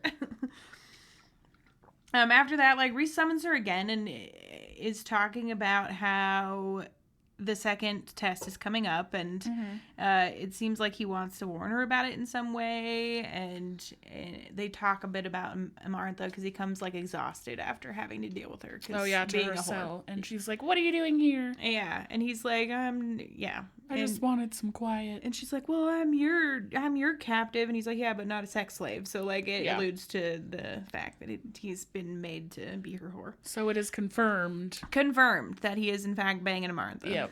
Against unwillingly. Yeah. Well, pretending to be willing, probably. Yeah. I feel like he's putting on a large air for all of this. Yeah. And then she mentioned something about, like, what has he done for his court, and he seems really sad about it, like, has a sad look come to his eyes, and is like, you don't need to know anything, like, what I haven't done for my court, which, like, what's going on there? And then he mentions, like, she keeps asking, why is he doing all this? And he's like, well, I mean, by saving you, I'm saving Tamlin. And that's when he's like, his magic is crazy and could kill Amarantha as soon as he gets it back. So he's saving Tamlin to, like, help himself, really. Yeah. To get Amarantha killed, and also, if he saves Feyre, Tamlin's gonna be like, I owe you one. Right. Yeah. And not kill him. So all in his best interest. Yeah. He's like, well, I'm doing you favors, so it can all work out for everybody. And I feel like in that, he's trying to just save the people of Prythian, too. Yeah. It's like, it's mildly selfish, but there's 7 courts who are, like, screwed over by this woman. And if she's dead, then so many people go free. Yeah. Like, of course, there's people who are allied with her in Prythian, and there'll be a problem later. But, like, take out the ruler, and you can at least go back to some normal. Yeah. Yeah. Doesn't she, make him kill someone? Yeah, they get summoned back or something, and Amarantha has a summer fairy. That's right, yeah. Summer. And it says that they were up to no good or whatever, and has Rhys tickle his mind, and Rhys doesn't give the whole information. Like, Fairy's like, there's no way. Yeah, he says, he was out here for this, he wanted to escape, but there's nobody with him, like, no conspirators, while the High Lord of the Summer Court is, like, looking on, kind of, worried about what might come out. And so, he tickles his mind, and then Amarantha's like, you traitor! And forces him to kill him, but wants him to shatter his mind, but instead he just, like, kills him. Yeah. Cleanly. And then she's like, I told you to shatter his mind, not to kill him. So she's mad. Like, she wanted the dude to suffer. Yeah, and he's like, oopsies. Oops, my bad. Didn't mean to. I got carried away. Yeah. So you start seeing these, like, kind spots in Rhys, like, he's Rice. It's a dumb nickname. I see now why it's recent. But regardless, like, you start seeing these bits and pieces of him that he's not just this dark, terrifying, which, like, he still is, but because he has this wild power, like, beyond what we've experienced so far. Like, and he seems more powerful than any of the other High Lords. Yeah, especially now that all their power's dampened. Like, that, if that's a dampened version of his power, like, ooh, watch your back, girl. Scary. But he murders. Second trial comes up. We also learn from Rhys that Tamlin is not under a spell from Amarantha. Yeah. Which Feyre thinks that he is because of his non-emotion. Mm-hmm. But he's just trying to not show weaknesses. Not let Amarantha know what bothers him so that he doesn't do worse to Feyre. Yeah. Which, like, just, like, cool, I poor guess. Tamlin. I guess I feel bad for him a little bit. Yeah, but also... yeah. I just... I know. But then the second trial comes. And this one is... Once again, saving Lucien. Friggin' Lucien's on the line. Yeah, poor Lucien. He's always taking the fall for her, I feel like. I feel like after Amarantha realized that both Tamlin and Feyre would do whatever the fuck she wanted if she messed with Lucien, she's like, well, you're my scapegoat. Yeah. And of course, all of his brothers are, like, happy to see him tortured. Like, they're just standing on the sidelines, snickering. And when he isn't killed, they're all disappointed and stuff, which is messed up. So sad. It's the reason why he left the Autumn Court, I suppose, but... Yeah, so he is chained up and under hot spikes. They're coming down on him and her. Yeah. And the whole challenge is, reading, which we all know Feyre's very good at. Yeah. That's a joke if you haven't read this book. It's not her strong suit. She doesn't know how to read or write. No. And so, of course, it's like some long poem or something that she has to riddle decipher, or something, and there's 3 levers, and she has to pick the right one. Yeah. And so she's like, oh, God, of course. Why would I have to die this way? She doesn't think Amarantha knows about it. It's just like a bad twist in fate. Yeah. But then she starts talking about, I think I marked, like, her reasoning behind the number she wanted to pick. And it was like, it's gotta be 2. Because, me and Tamlin are 2 and we're lovers and all these things. 1 is sad. I don't remember why 1 was a problem, but 3 was too many because it was her sisters in the hovel. Like, she relates it back to her experience. Yeah. And justifies picking the number 2. Yeah. I was gonna try to find it, but I have it written down if you want to know it. No, it's fine. But essentially she lands on 2. Yeah. And she goes to pull a lever and her freaking hand. Her hand's on fire. Fire! Not literally. It just burns. It just suddenly combusts. Yeah, it gets into crazy pain and she's like, what the heck? What the heck? So then she tries again because she doesn't use her big brain. I don't know, marked hand with the eye that you think is cognizant. Like, yeah, it's telling you something.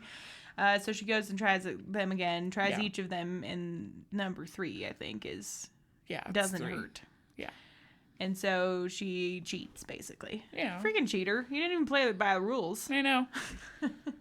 As if Martha does. She's gonna celebrate her win, and the whole time I'm gonna be like, cheater. You called in a friend. I can't Phoned a believe friend without even knowing. That was not part of the rules. Nobody said you had a call. I guess no one said that she couldn't ask for help either. Yeah, that's true. She asks for help with the riddle. Yeah. Who does she ask? Rhys, right? Rhys, yeah. And he's like, well, we can't. She can't. ordered us to not. Yeah, I forgot about that. But yeah, he helps her with that by speaking through her hand. Uh-huh. And then after, she saves them. She's brought up and she's like sobbing, and he talks into her mind too. Like, don't let her see you sob. Yeah. Like, stand up, look away, leave, just go. Like, don't give her that satisfaction. So now she finds out he can talk in her head. And also see through the eyeball and on send her hand. pain into her hand. Yeah, they got this weird connection now. Yeah, Rhys is wild. Daddy Rhys. Daddy Rhys. So after all that goes down, Rhys comes to the cell after and pokes fun at her, but then days go by. She's like starting to lose hope. She's really upset. What? I just want to add that Rhys comes into her cell after the second task and literally licks her tears away. Oh, yeah, she's sobbing. Yeah. She wanted to. He starts licking up tears. And she's like, what the fuck, bro? And he's like, I thought it'd make you stop crying. And she's like, it was disgusting. Sick. But she's not crying anymore. But also, like, why was that your choice? Licking tears. Licking them up. That's very weird of you, Rhys. Yeah. Very weird of you. Anyways, yeah. I just wanted to mention that because I thought it was funny. Yeah. And then, she's losing hope. She's sad. She's having all these emotions. And she overhears a conversation with the Ator about essentially the King of Hybern, expects Martha to help him with whatever grand plan he has, sending troops and stuff, which... What is he planning? I don't know. It's not at all hinted that everyone hates the mortal people. Not at all. Yeah. Then what goes down? Oh, they go to another party. Yeah. And Feyre and Tamlin finally have a chance to sneak. Yeah. Off to a little closet room. Yep. And instead of talking like normal people, they just can't keep their hands off each other. Yeah, they just want to bang it out. I'm like, quick, that shows... in a weird dark corner. That shows the love that they have. Yeah, it's really it's deep. Very lust. And emotional. Yeah. And Rhys catches him, and he's like, guys, come on.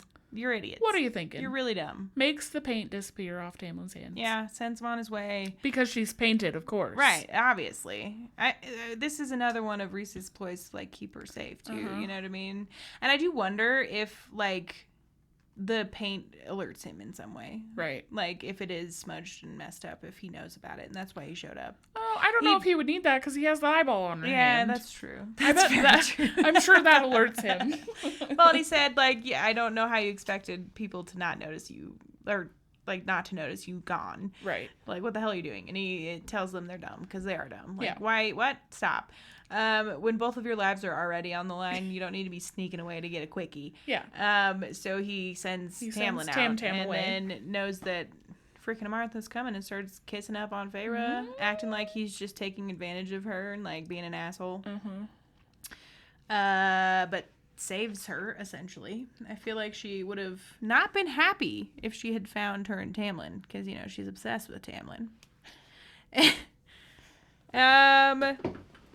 We learn somewhere around here, too, that Rhys's father killed Tamlin's father and brothers. Yeah.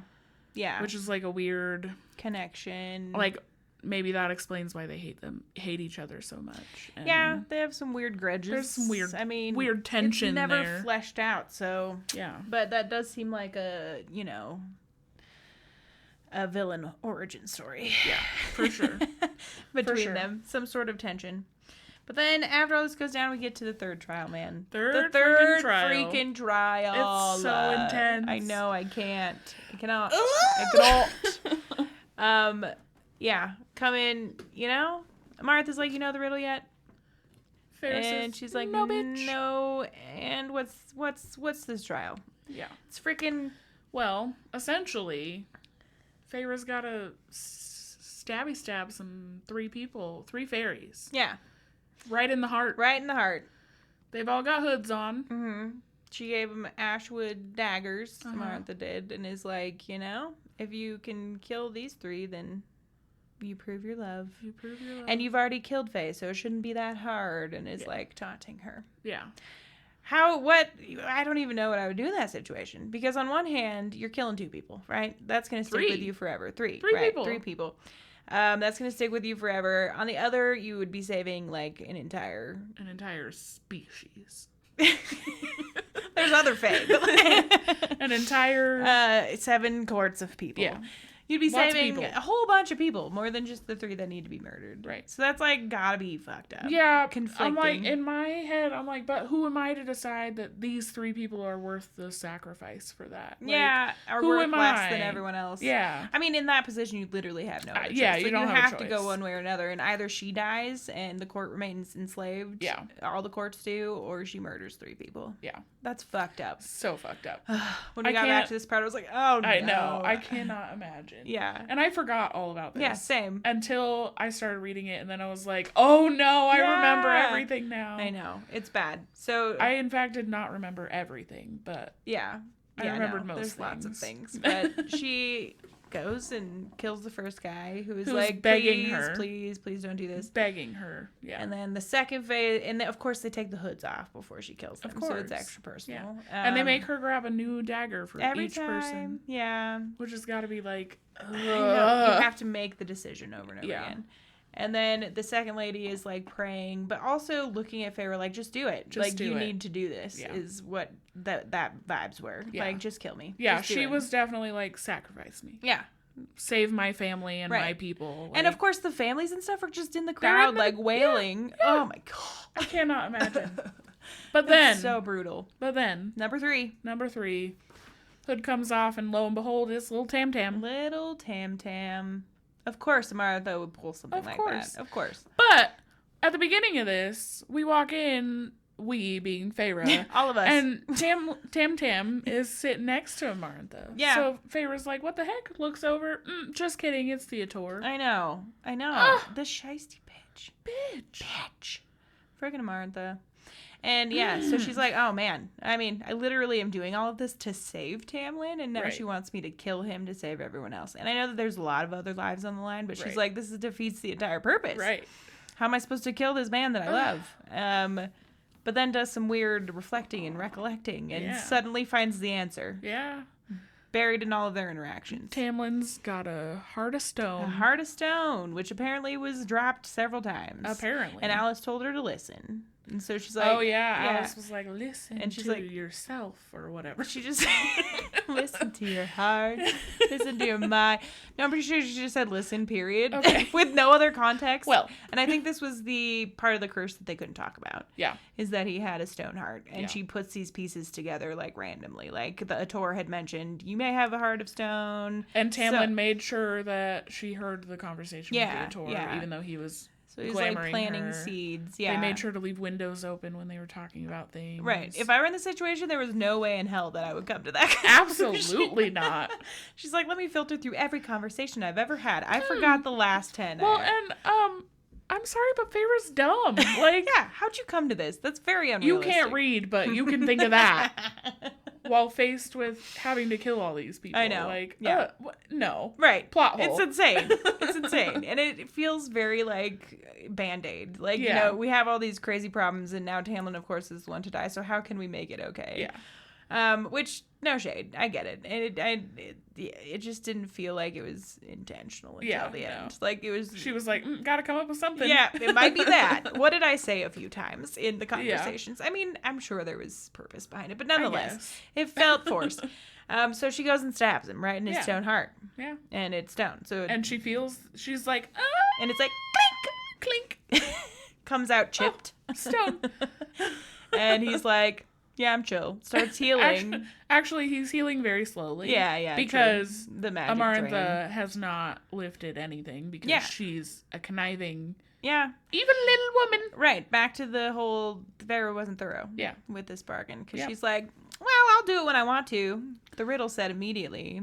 Yeah. So sucks to suck. And then Rhys takes an opportunity and attacks.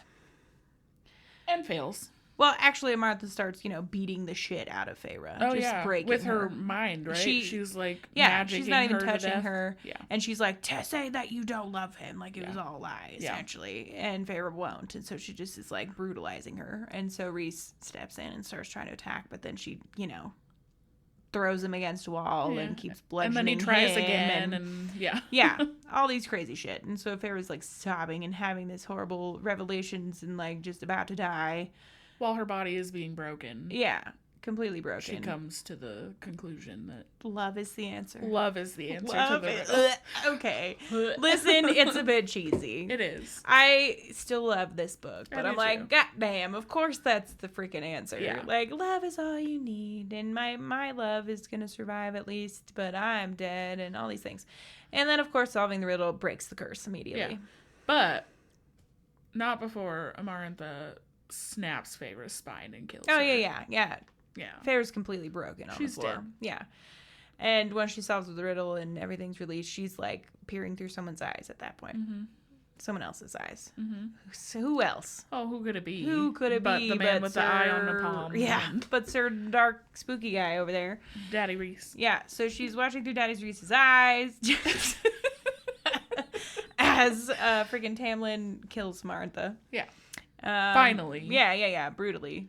He, like, rips her open. Yeah. Her throat out or something. Yeah, he... like, throws a sword at her brain or something like that, and then rips her throat out with his teeth. It's gruesome. Yeah. And he's hella magical now. Yeah. He's, like, hella. Not just a little bit. He's, like, big brute. Well, and his mask fell off, right? Yeah. Everyone's mask are... Well, it didn't come off right away. I think he took it off after she was conscious. It just... Blink! And... Yeah. So... Martha's dead. Rhys is walking over and seeing Feyre's broken body, and Feyre's also seeing that through his eyes. And then Tamlin is like, oh no, oh, my love, oh jeez.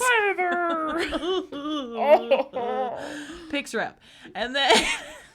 cradling her broken, brutalized body. Oh my god. Can you imagine how, like, floppy she's got to be? It's like a floppy fish. So fucked. Yeah, picks her up, does, it's crying over her, and then one by one, all of the high lords of the courts put a little drop of their power in her. Give her a little soul shard. Yeah, they're just like, here you go. Like, Merry that's Christmas. weird that you can do that. Yeah. But every last one of them does it. And she comes back to life as frickin' High Fae. Not just any Fae, she's High Fae. Oh my god! And Rhys says when he gives her his little piece of magic, something to Tamlin, like, we're even. Yeah. And I was like, I said, yo, bitch, you can't be mad at me anymore. Oh, snap. Tammy. Tam. Yeah. So she wakes up High Fae, but absolutely destroyed by having killed people. Yeah. She's, like, mentally not okay anymore. She's not good. Yeah. And they're going through all these, like, political rigmarole of, like, what do we do now? Having meetings, blah, blah, blah. And then her and Tam bang again. Yeah. And then we also find out that the ring with Jurian's eyeball and the finger bone are missing. Yeah. Which is like, what? That's what's that gonna be? Where's that gonna come back? Mm-hmm. Ooh. I definitely don't know at all. And but yeah, and then Rhys summons her before he leaves. Yeah. With their connection. Yeah. And she asks him why he did everything. Mm-hmm. And he's like, well, I didn't want you to fight alone or die alone or something, which was very reminiscent of the quote about, and she mentions it too, like it reminds her of the Fae that had his wings chopped off that she stayed with. Yeah. And, he pokes fun at the end talking about, like, would it be punishment to make you learn to read and write when you come to the night court? So they have that plan. And he's like, I'll see you eventually. But then he just, like, mid-sentence abruptly leaves. Yeah. Like, he's like, what the? or something. Yeah. And then disappears. And Favor's like, okay, what's that about, weirdo? Where'd you go, buddy? Where'd you go? And Daddy? why did you... Stop.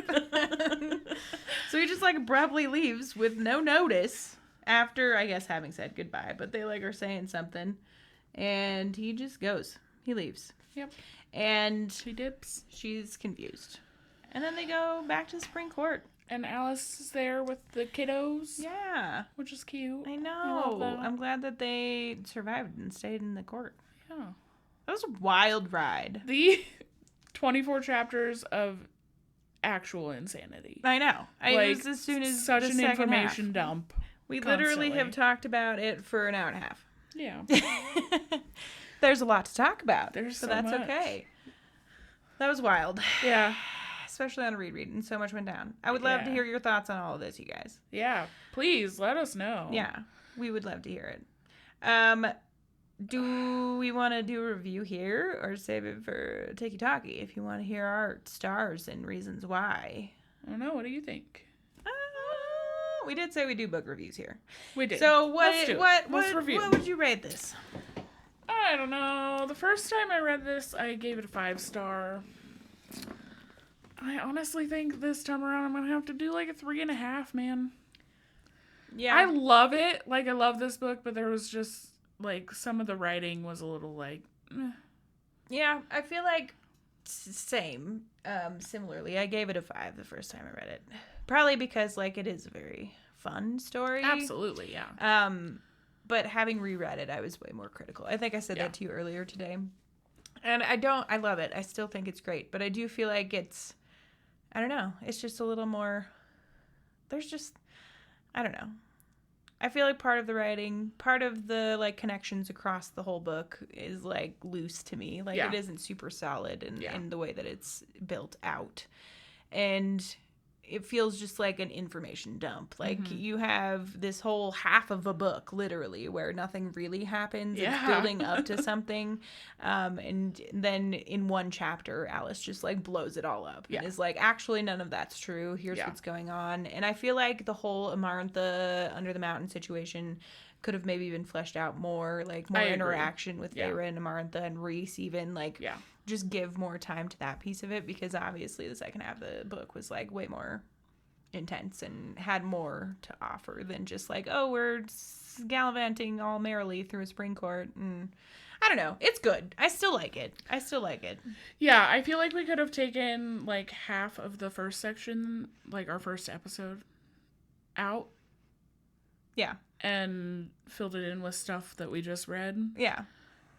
and given us more. Like, Right. take out the not important stuff. Yeah, the bits and bobs The that we boring. could have done without. I mean, it wasn't boring. It's very fun, I like you think- said, but I think that it's the first book in a series. yeah. Like a lot of what happened in the beginning is because of that. Yeah. You know what I mean? You gotta build it. Yeah, you gotta build out the world and the characters, and Yeah. especially if they're gonna be called back to it all Right. eventually. Like it's the first book in a series, Yeah. and I, having read this series, know that it like gets progressively better. So it's not surprising to me that this first book, I'm like, meh. Yeah. It's fine. It's pretty good. I would read it again, and I still love the shit out of it. Oh, me I love too. the shit out of all of this, but Yeah. yeah, it's pretty good. What's your rating, guys? How many stars out of 5? Leave Let it us in the know. comments. Leave it in the comments. Let please. us know, please. Tell us if we missed anything super important. Yeah. Again, goldfishes. Goldfish. Goldfishes. Goldfish. Fishies. Everything must have S's as plural. Just kidding. But I think we're gonna wrap it up. Yeah, I don't think we have time for our... Yeah, and transparently, I have not touched my other read right now. It's only been ACOTAR, Oh, yeah, so I me have neither. nothing else to talk about. I started reading another book, but it's like, I can talk about it next week. It's fine. Sounds good. Deal. Well, thank you guys for listening. Yes, thank you. Please drop comments. Follow us on whatever platform you're listening in on. Give us a rating Give if a you're rating. on Spotify or Apple. Comments. And go follow us on all the socials. We're on TikTok and Instagram and YouTube if you want to watch this in person. Hello again to Hi, our YouTube. viewers. And it's all Books and Crannies podcast. That's the same handle across the board. Yeah. Yeah. Yay. And next episode, we are are moving on starting to Mist and Fury. Mist and Fury. We're going to be reading chapters Yeah, what are our chapter chunks? I'll get this there. one, I think, is 3 episodes. Yeah. So it'll be... It's a little longer. A little longer. It's a bigger book. It's also my fave. I'm very excited to get into it, actually. But episode 3 will be A Court of Mist and Fury. Chapters 1 through 24. 1 through 24. Yeah. We can't wait. Excited. I am so excited to move on from this book. Yeah, I love this book. Yes. But yeah. I know. It just, like I said, it's the first book in the series. Yeah. The rest gets better. But anyway, Anywho. thank you so much for listening, y'all. And Thank you. we'll see you next week. Happy reading. happy reading. Okay, bye. Bye.